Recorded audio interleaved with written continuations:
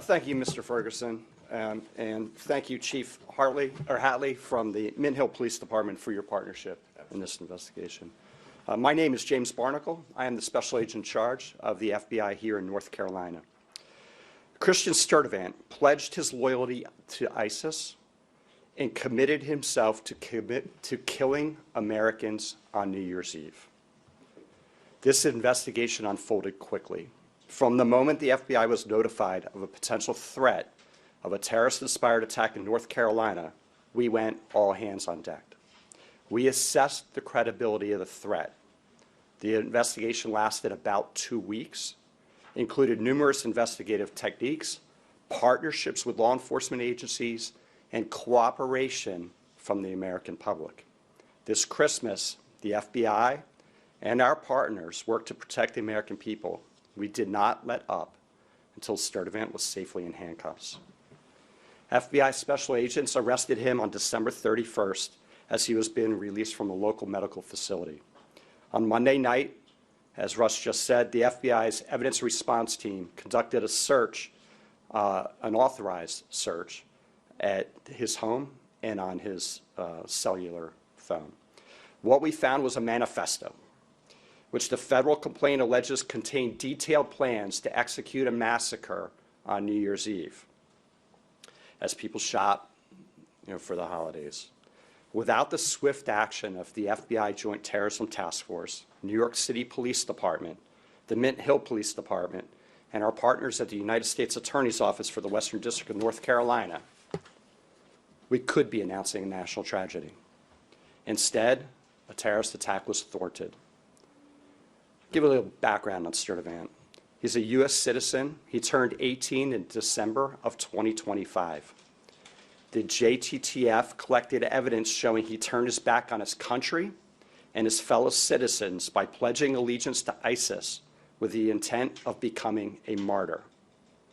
We allege Sturdivant was willing to sacrifice himself by committing a terrorist attack using knives and a hammer to support the murder, torture, and extreme violence that ISIS represents. We didn't just learn about him a few weeks ago. Sturdivant first came to the FBI's radar in January of 2022 when he was still a juvenile. He was in contact via social media with an unidentified ISIS member overseas. Sturdivant received direction from this unidentified ISIS member to dress in all black, knock on people's doors, and attack them with a hammer. In fact, Sturdivant did dress in all black. He left his house with a hammer, and fortunately, his family stepped in. Sturdivant, no charges were filed at that time. He was referred for psychological care, and he underwent psychological care, of which I don't know the details. The FBI was told he no longer had access to social media.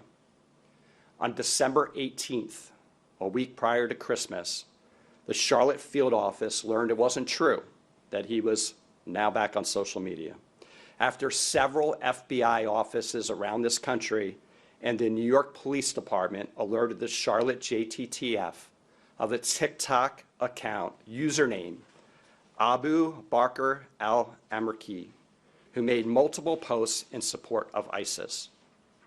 Sturdivant was identified as the account holder. And with federal search warrants, the FBI obtained his previous posts to assess the extent of threats to the homeland.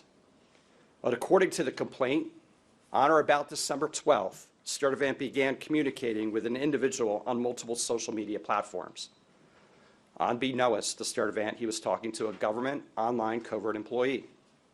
Within just a few days, Sturdivant direct messaged the online covert employee with a picture of 2 hammers and a knife.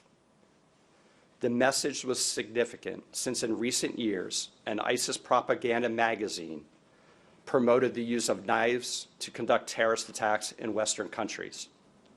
The same ISIS magazine which suggested using vehicles to ram crowds, like the terrorist attack last year on New Year's Day on Bourbon Street.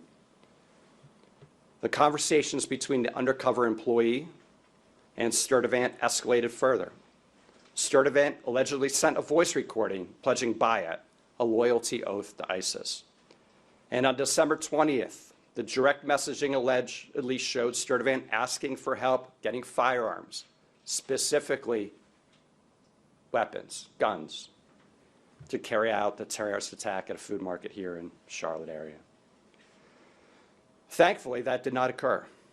This investigation was conducted by several FBI field offices, the FBI Joint Terrorism Task Force, which includes the following members: the Charlotte Mecklenburg Police Department, the Matthews Police Department, the Monroe Police Department, the Bureau of Alcohol, Tobacco, Firearms, and Explosives, the United States Customs and Border Protection, the Federal Air Marshal Service, Homeland Security Investigations, Internal Revenue Service, IRS-CI, the United States Postal Inspection Service, U.S. Citizenship and Immigration Services, also the NYPD, the FBI New York JTTF, the FBI Columbia Division, and the Mint Hill Police Department were instrumental in thwarting this attack. And of course, alongside our partners at the U.S. Attorney's Office in the Western District of North Carolina, and the Department of Justice. This investigation highlights the very real threat posed by people who self-radicalize online and are inspired by jihadist ideologies espoused by foreign terrorist organizations. They seek to attack soft targets with easily accessible weapons and with little to no warning. To further complicate this threat, we have seen that most successful attackers radicalize in a time span of between 1 and 4 years, and they typically mobilize to act in less than 3 months. The FBI continues to work tirelessly to combat the threats of terrorism for the American people every day. But our partnerships are not limited to just law enforcement agencies. We rely on the communities we serve and encourage the public to contact law enforcement when they see or hear something that doesn't seem right. I also have this personal message. If your child, relative, friend, or neighbor is sliding into a dangerous ideology, you'll be the first to see it. And together we can stop it.